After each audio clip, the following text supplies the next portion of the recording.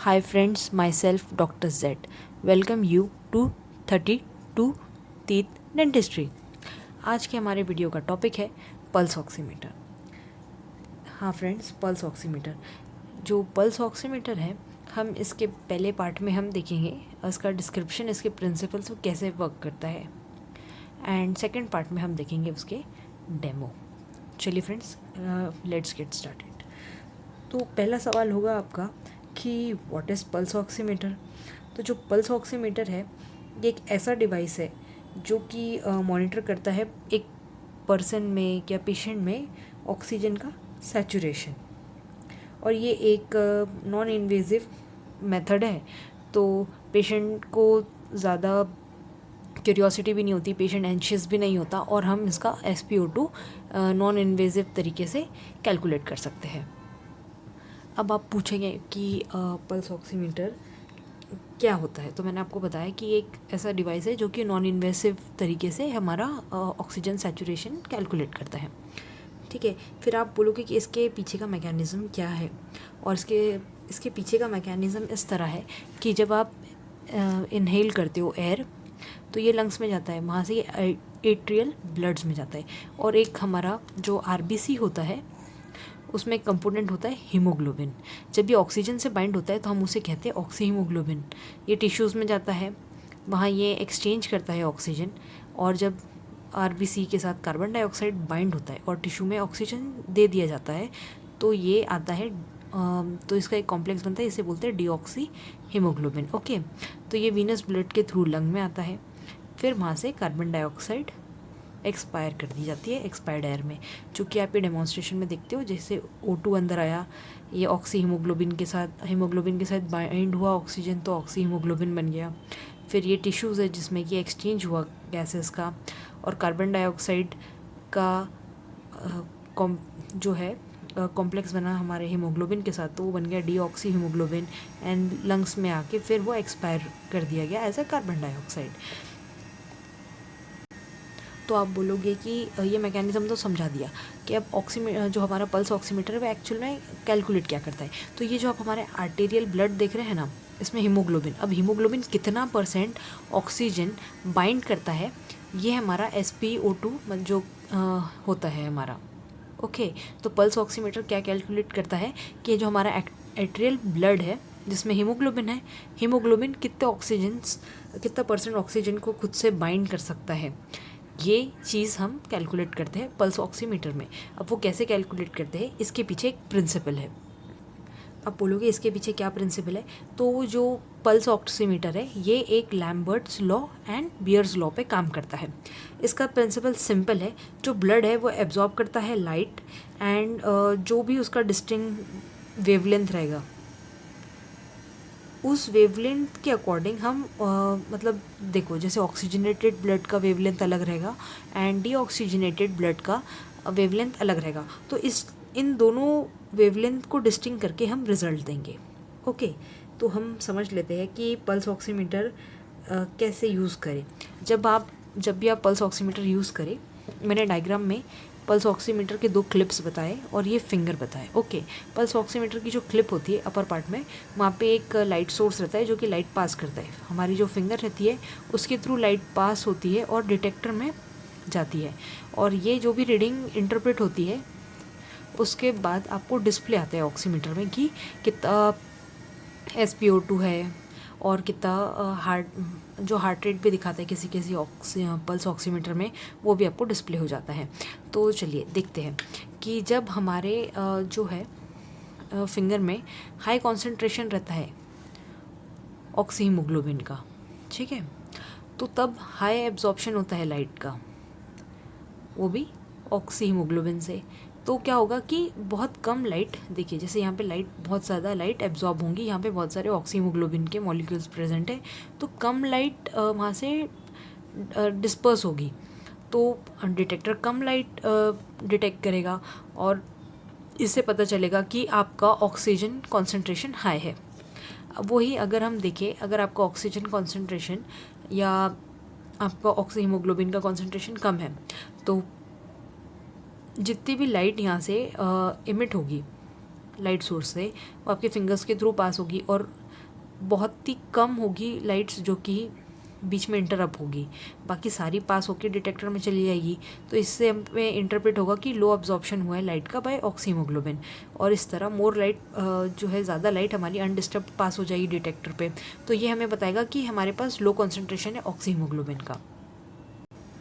अब जब हम देखेंगे कि ये तो लाइट का कंसेप्ट हो गया, अब इसमें भी एरर्स आ सकते हैं। एरर कैसे आएंगे? एरर इस तरह आएंगे, अगर आपके जो पेशेंट के फिंगर्स है, आपको देखना पड़ेगा कि उसका टेम्परेचर पहले देखना पड़ेगा आपको कि वो नॉर्मल है।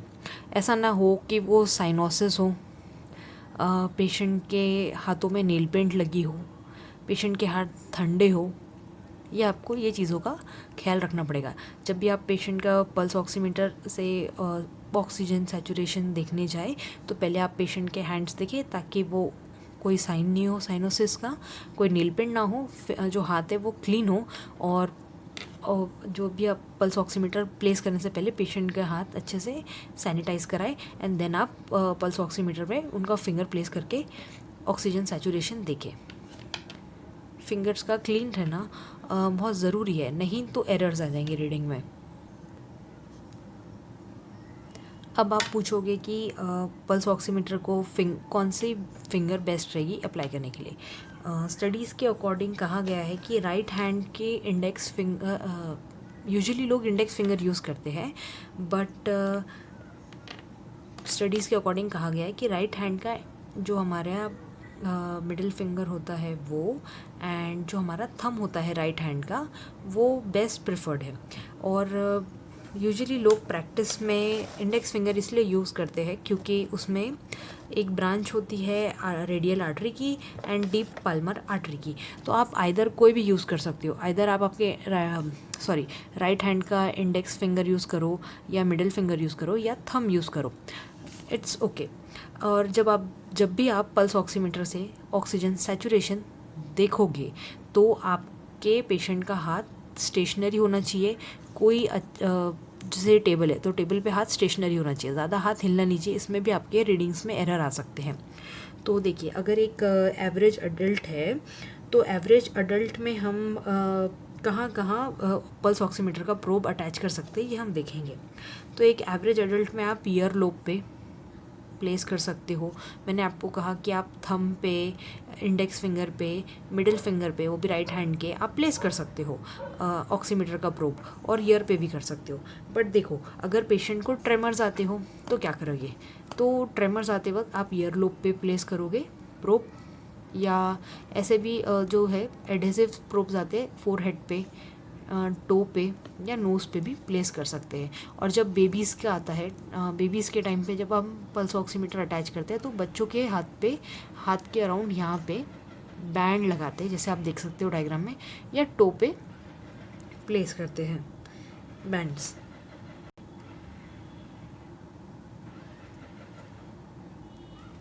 हाँ, देखिए फ्रेंड्स, ये जो है, जब आप पल्स ऑक्सीमीटर का मैं डेमो दूंगी तब मैं आपको बताऊंगी कि पल्स ऑक्सीमीटर में वेव फॉर्म की भी रीडिंग्स आती है। सो ये वेव फॉर्म ऐसा होता है, ये नॉर्मल वेव फॉर्म है। जब वीक रहते हैं आपके तो वीक रहता है ऑक्सीजन सैचुरेशन, तो ये ऐसे वीक टाइप के आते हैं। और जब थोड़ा फीवर वगैरह रहता है उस कंडीशन में ऐसे बड़े वाले बैंड्स आते हैं, ठीक है। अब यहाँ पे जो SV है, ये हमारा स्ट्रोक वॉल्यूम मैं डिस्क्राइब कर रही हूँ, उसके लिए मैंने शॉर्ट फॉर्म में SV लिखा है। और यहाँ पे PVR है, तो इसका है पेरिफेरल वैस्कुलर रेस्पिरेशन के लिए है। जब आपका SpO2 नॉर्मल होगा तो ये दोनों वैल्यूज़ नॉर्मल आएगी, ओके, दोनों सिचुएशंस नॉर्मल रहेगी। जब आपका वीक आएगा ऑक्सीजन वेव फॉर्म, तो तब क्या होगा? तब ऐसा है कि स्ट्रोक वॉल्यूम थोड़ा लो रहेगा आपका, और जो पेरिफेरल वैस्कुलर रेस्पिरेशन है वो ज़्यादा रहेगा। ये कंडीशन कब आएगी? ये वीक वेव फॉर्म जो है ऑक्सीजन का, इसकी जो है ये डायग्नोसिस में हेल्प करेगा। तो ये ऐसी रीडिंग कब आएगी? जब आपको हार्ट फेलियर या हाइपोवोलेमिया होगा पेशेंट में। लार्ज बैंड्स जब अगर आए तो स्ट्रोक वॉल्यूम ज़्यादा रहेगा एंड पेरिफेरल वैस्कुलर रेस्पिरेशन लो रहेगा। ये ऐसे कंडीशंस में आता है जहाँ पे आपको फीवर और इंक्रीज इंट्राक्रेनियल प्रेशर रहेगा, या एनीमिया के पेशेंट्स में। बहुत बार जो रीडिंग्स है वो लेस एक्यूरेट आती है अगर पेशेंट को फीवर रहा और सर्कुलेटरी कॉम्प्रोमाइज़ रहा या समझ लो ब्लड लॉस हुआ है ट्रॉमा वगैरह में तब। अब आप पूछोगे कि इसका नॉर्मल रेंज क्या है। जो हमारा पल्स ऑक्सीमीटर है इसमें हार्ट रेट दिखाता है, तो हार्ट रेट होना चाहिए 60 to 100 के बीच में बीट्स पर मिनट, एंड जिसको कि पल्स ऑक्सीमीटर में हार्ट या बीपीएम करके डिपिक्ट करा जाता है। फिर जब SpO2, तो SpO2 का वैल्यू होना चाहिए नॉर्मली 95 to 100%, जिसको हम नॉर्मल कंसिडर करेंगे।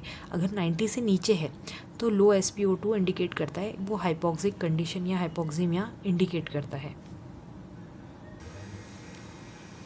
कुछ पल्स ऑक्सीमीटर में PI दिखाता है, तो वो होता है, उसका फुल फॉर्म होता है परफ्यूशन इंडेक्स। अब ये क्या होता है? ये होता है जो हमारा पल्सेटाइल जो रहता है ब्लड वॉल्यूम वो upon non pulsatile blood volume, जो कि अब सिंपल वर्ड्स में समझाते हैं, जो कि ब्लड रहता है रिदमिक कॉन्ट्रैक्शन और रिलैक्सेशन के टाइम आर्टरीज में, उससे डिवाइड करते हैं जो कि ब्लड बॉडी में ऑलरेडी है। बस इसी का परसेंटेज वो कैलकुलेट करके कुछ पल्स ऑक्सीमीटर्स में डिपिक्ट करते हैं। फ्रेंड्स, आज हम जो आपको डेमोन्स्ट्रेशन दे रहे हैं पल्स ऑक्सीमीटर का, ये है नाइस केयर का। इस पल्स ऑक्सीमीटर के साथ आया था ये स्ट्रिंग और 2 बैटरीज। कुछ पल्स ऑक्सीमीटर में बैटरीज प्रोवाइडेड नहीं होती है।